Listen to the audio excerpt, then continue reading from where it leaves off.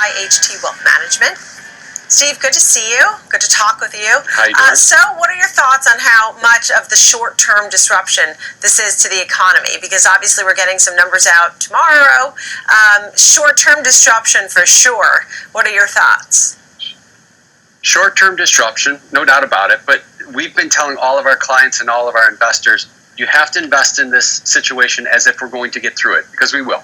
There's no one that's going on saying this is the end of the world and everything is going to end. So how should you want to position yourself? What the new normal will be on the other side of this is the main thing that we're stressing to people. So yes, we're doing a lot more video conferencing. And yes, there's companies like Zoom that have been taking off because of this. But let's not pretend like everyone's going to work from home from the rest of their lives. We want to look at companies that will succeed through this, but let's not just say Clorox or companies, we're all going to buy 1,000 gallons of bleach every day, or any of the things that we've seen on the hoarding side right now. So companies like Zoom, a lot more teleconferencing. A lot of people out there are realizing, business owners are realizing that they don't need their entire staff sitting in one centralized office over and over again, and the cost associated with that. So that is something that is more permanent. Buying toilet paper, that's not permanent. But buying video conferencing is. The other thing that we're saying to a lot of people is a lot of people are realizing it's a lot easier to buy things through their house now than it ever was in the past. The Amazons of the world, I know they've been taking over the world for the last decade now. It's just going to continue.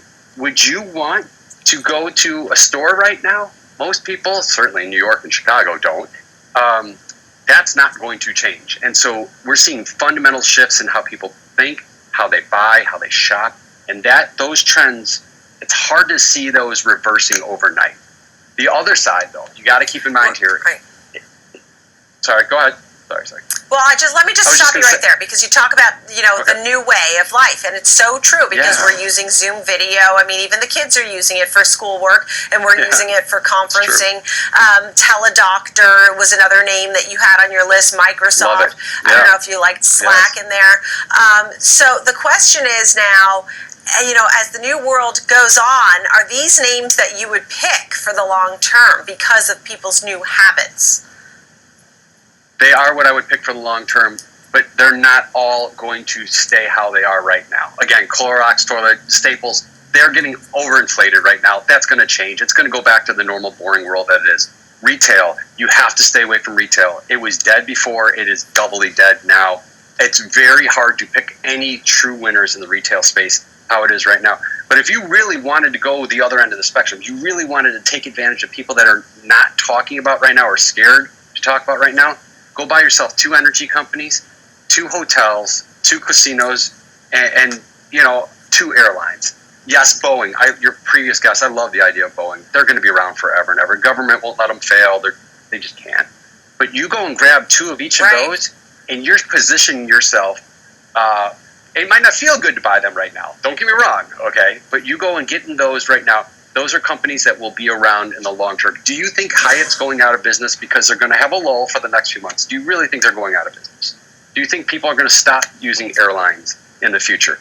Sales, high-end CEOs, people who pay the high-end seats at airlines, which is where they make most of their money, they're going to keep doing that, because when you're trying to sell a big deal, you're not doing it over Zoom, you're not doing it over a video conference, you're going to see them in person. Just like what happened in September 11th. There was a huge slowdown. People said, we're not going to be traveling anymore. A year or 2 later, things changed, and everyone was right back to the same travel habits they were. That is what we're seeing going to happen again, and that's what we're investing towards. Yeah, and you talk about, obviously, those high-priced seats, and that's true. Those stay. People who are traveling for business or for luxury, they will continue to do exactly that because of their lifestyle and what it is that is needed by their companies or their families or whatever. So after the coronavirus has been contained, right, and people are trickling back to work, you said there are certain names that you would pick. You picked, casino and hotel. I don't know if those overlap too much, but you said to stay away from retail, right? I mean, is that because even as people get back and the consumer is back, you don't think retail is a good play? Is there something else that you would stay away from too? I would stay away from retail. I would stay away from the cruise liners. I rattled off a bunch of entertainment, travel type things. cruise liners, there is a emotional change that's taken place in people.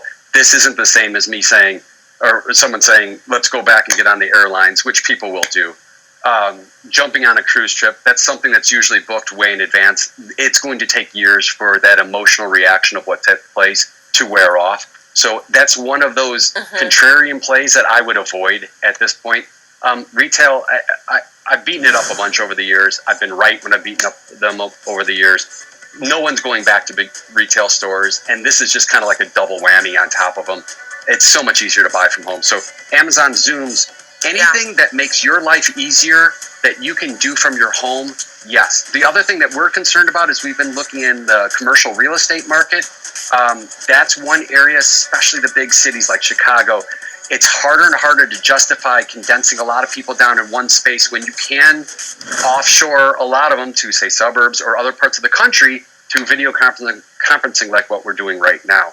Right. Long-term trend, that worries me a lot. Short-term, buy the companies that you're using today and that you're going to use 12 months from now.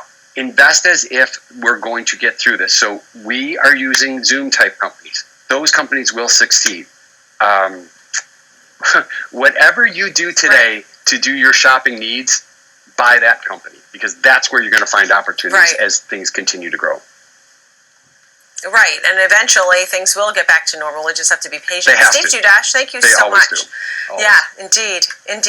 Steve Dudash, president of IHT Wealth Management. Thank you for joining us, Steve. I appreciate it.